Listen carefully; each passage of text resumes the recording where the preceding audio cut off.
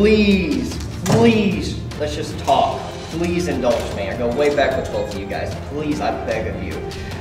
I got 2 police officers outside this door in case it gets real bad, and that's for my protection and y'all's protection, so please. For years, you guys have put this company on the map. Babe Ruth and Mickey Mantle. Nobody ever wanted to see Babe Ruth and Mickey Mantle fight. Well, maybe one time, but I mean, you know, over the past 5 years, you guys have been in 5 different matches, whether it be one-on-one, triple threat, tag, whatever, bunkhouse stampede, whatever. Y'all done it all. I was in the hospital when you were on death's door. I was at ringside for your first match in Chico, Texas. This is not a wrestling promo, okay? I brought you 2 guys here today so we can talk and get somewhere. Maybe a part of me should be just typical wrestling promoter, and you just send y'all guys out there month after month and let you kill each other so I can just collect the money. I can't do it with you guys. I just can't do it. I really can't. 2009, you weren't supposed to wrestle anymore. And nobody knew that. You didn't post it on social media. I knew it. But you did me a solid. While Franco was off touring and wrestling Hall of Famers like Dr. Death Steve Williams in his last match, you were here helping me get this company where it needed to be. Soon as you win the title, you're not ready to be in there 100%. This guy comes in and he sees you and, well, he doesn't want to mess around with the guys on the lower card, because we had a lot of them. He wanted to go for the big dog. Makes perfect sense. And then, you know, you did some shady things because you came in and you did whatever it took to get that title. So we're here now. Mike, I'm going to start with you. I mean, what do you... I know the past year has been all over the place. You know, what you did to him in June, what you did to him, he did to you a few years ago. He came in the ring and shook your hand. And then when you weren't looking, silencer. So Franco, I mean, you know, so Fox, you know, if you can, try to put it into words. Regardless of the past, regardless of what happened before, it doesn't excuse me taking the shortcuts that I have. You know, Franco and I haven't always seen eye to eye. But if I said I didn't respect him and his ability, I'd be lying. Okay? But at the same time, you're right. I'm not done. Right. I'm not laying down. Right. So that's the simple fact. This is what you have. I'm not backing down. I'm not backing down one bit, and I am every bit as good as I've ever been. Maybe better. And that's what I have to prove.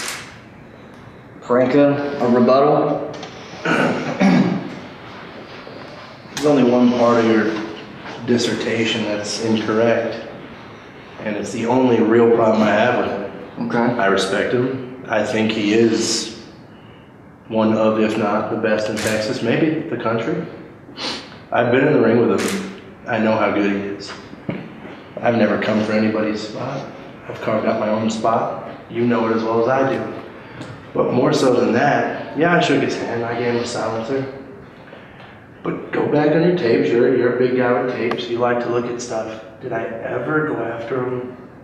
Not one-on-one. Not one time. Did I face him up? Every time. Did I ever run off? Not one time. That doesn't mean that what he did was necessarily wrong. But just like you talk about kids, I had my kids there. It was my first big match back. And he leaves me there. He doesn't even let it happen. And here's the thing. I don't want to wrestle you because I think I'm better or you're better. I want to wrestle you just to find out who is. Just that simple. If I lose to you, I'll shake your hand. If you lose to me, I hope you do the same thing. But at the end of the day, I wanted it to be one-on-one with an outcome. That's all I really care about. And you know what? You bring up me being in the hospital. It might be that big old scar on my head, the brain injury, but that's how I live now. You know, you're right, outside of wrestling, I'm a school teacher, man. That's what I do. I take care of kids. I'm a daddy. I'm okay with that. I know you are too. I see a beautiful little girl. I see it. Hey, I like it on Facebook. I'll do it all. But at the end of the day, you know, it's two bulls going at it. You don't want to get in the ring and not find out who's the best. How do you do that? You wrestled. Do you want to get in the ring and not know? No. You want to get in the ring across from him or anybody for that matter. Do you want to get in the ring across from him and not know? Not know? You're right. You both have put in so many years, and you both have toured the country, and you've been WWE, you've been to Ring of Honor, you've been to all the big places, all the places there is to be, you two have been.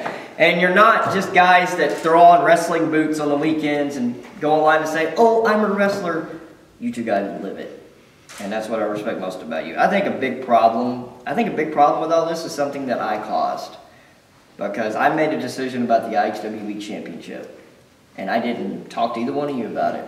I put it on a guy who... I think we're going to agree on this one. I put it on a guy who told me he was going to bring this, and this to the table, and he didn't bring any of it. I made a mistake, and I apologize to you two because you two guys were the standard bearers before this came along. Franco, you never lost the belt. He never lost it to you. You won it in a triple threat match. I think about, and this is going to be really hard for me to say, I think about Matt Bourne. Remember when Matt was here? And yeah, he went with Mike and Seth because he's always been a little bit evil. I mean, Doink the Clown. Despite what happened on camera that night, Franco, and everybody remembers it, the next day I went to a bar with Matt, and we hung out till 2 o'clock in the morning. And that's something I wrote off my bucket list. I got to hang out in a bar with Matt Moore until 2 a.m. Everybody thought he was babysitting me, but that's besides the point. Matt could not stop talking about you two. Even though he had watched every match that night, he could not stop talking about you two. He said, those two guys, if I had a territory tomorrow, I would sign both those guys. You two. And he was right. And you know, now that I've got a son, you know, we've all had conversations. I see a lot of things differently now.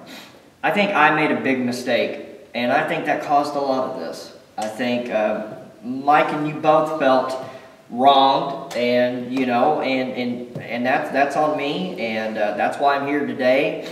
And I'm trying to make this as right as I can. At the end of the day, I do know that you both still have to find out who the best is. I'm not telling you guys to just put this behind you and smile and have Christmas dinner together. If there needs to be a contest, then there needs to be a contest. But at the same time, I don't want, if you two guys leave it all in the ring and you go to the hospital together, fine. You'll be fine. You'll come out 2-3 days later and you'll be better men because of it. But Seth Shai's AWOL. He hasn't signed the documentation for this year for IHWE. I don't even know where he is. You haven't talked to him. I'm not going to worry about Seth. Okay. Seth's handling his life. I want to touch upon what you just said before we get too far past that. Go ahead. It's your company, and I'm sure Franco either will tell you how to run your company. You made your decisions because of the way you felt you needed to make your decisions. Right. But if I told you that it didn't bother me, I'd be lying. You've got a guy walking around with your belt that I don't think should. If this man had that belt, I could accept it. I'd be gunning for his ass, but I could accept it. This, I can't accept. Okay. So I'm glad you've owned that. So with that being said, let's get to how we're going to resolve this. Hold on, before we get to that, because I do want to agree with him on something. Okay. See, the thing is, the guy on the cover there, which I don't even know if you genuinely looked at it, is Shire. Yeah. I think he's a great wrestler. Mm-hmm. But I think there's a reason that every company won't put him in the ring with either one of us. And I also think, and I don't know, Mike, maybe you can answer this for me, but have you ever been in the ring with Matt Riviera? No, but I have. And not only has he never beaten me, he's never come close to it. And that's in 4 different states. So here's the deal. And like you said, I'm not going to tell you how to run your business. Because if somebody walked up and handed me a huge pile of cash, I'd probably do what felt right at the time too. And yeah, he beat Matt Riviera, and it's not to take a thing away from Shire. Not a thing at all. But he can't beat either one of us. And I'll be honest with you, with the exception when you bring in like a Charlie Haas or a Lance Hoyt, maybe a handful of other people where I go, that's a good challenge for me. Mm-hmm. I don't think anybody on your roster can beat either one of us. So while you're sitting there worried about, well, maybe I'll give them a match, maybe, you know what, maybe you should take a cue from some of those other people. Maybe you should take a cue from every other company in at least the territory and see why they put the two biggest dogs in the yard against one another. Now here's the deal, again, it's not about being the alpha male that walks in and has something to prove. That's not what it is. When you were out there trying to build IHWE and you were yapping and fighting with everybody, you thought you were being the alpha male, but your company was like right here. Mm-hmm. Now you are the alpha company and you're humbled on it. And you know, there's a reason I bring this up, and it really is going to pertain to whatever decision you make. A lion, they call it the alpha, right? It walks in. The lion fights his way up to the top, but when he gets there, he lays around and does nothing until he's challenged. Because he's smart enough to know he doesn't have to go out and continue to fight. Well, neither one of us would continue to fight if you gave us a chance to get it over with. I don't have a personal problem with him. I have a personal problem with the way it ends. I have a personal problem with the way it never goes the way it should. I have a personal problem with the business. I have a personal problem with Shai. I don't have a personal problem with him. You do realize that I wrestled him a month and a half into being in this business. A month and a half. I had no business in there, and he destroyed me. When I knew what I was doing, I won a belt.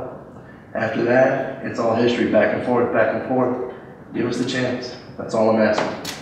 I did this last year, and I cut this interview, and I tried, okay? But, you know, I've been thinking, and, you know, we've had a lot of conversations. I've talked to you privately, There's no more personal stuff. There's no more injuries. There's none of that. Well, did you say that you're at the top of your game right now? Because I am. His analogy is spot on, okay? He's been through hell and back, personally, physically. I have as well. I've been away from this business for a period of time. You're right. You're right. It's like two lions, fighting like hell to get what's theirs. That's what this is about. We both have to know. We have to know. if I do this, because I've been thinking, I came prepared. What I want is this. I want us to walk away today, and you guys do not, I don't want you guys, as far as IHWE goes, you guys wrestle all over the country. I don't want to hear about, I want you guys to bring it. We're going to be, our biggest show of the year is a show that y'all helped build, Old School Hustle. 2010, 300 people, Matt Bourne, greatest tag team match of all time, probably the greatest match we've ever had. This past Old School Hustle, put you two on the marquee, sellout, another sellout, and that same tag match, but you know, I like I said, I've been talking to both of y'all, so. If you sign this match, I'll kiss babies next to the guy. I won't touch him. I'll take him out to dinner. Just as long as I get that match. I have a contract right here. Okay? I went ahead and made a contract just in case. So this is it. If this is what you guys want, you guys have broke your backs for me, and you've never complained about anything. Well, maybe the occasional phone call from me at 1 o'clock in the morning. But here it is. So, you know, Mike, you know, if you want to, you know. Mike, you sign it. Don't bring anybody else to it, and don't run off. No matter what it is. No matter what. Just pass it over here. I'll sign it. Here. Yep. Technology, folks. Right there, and it'll be electronic signature. It'll come through me later on. Okay. Right there where your name is.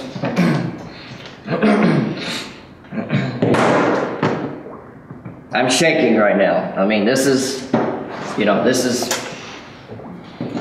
I'm shaking because,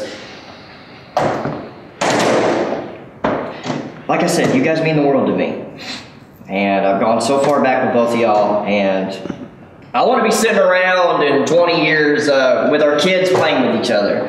I mean, you know, your kids are already bigger than me anyway, but I want to be sitting around in 20 years with our kids playing with each other, talking about this, having laughs, the same laughs that we had when we're talking on the phone with each other. Okay, so the only thing I would ask y'all to do is there any way I can get a handshake here? Is there any way? I would like to see, I would. If you can't, fine. I'll accept it. You've come here today, you've listened to me. Look, I have what I want. I'll shake his hand. Mike, can you do this? I'll give you that much. June 6th, Old School Hustle. We settled this. May the best man win. No, he will. Thank you, gentlemen.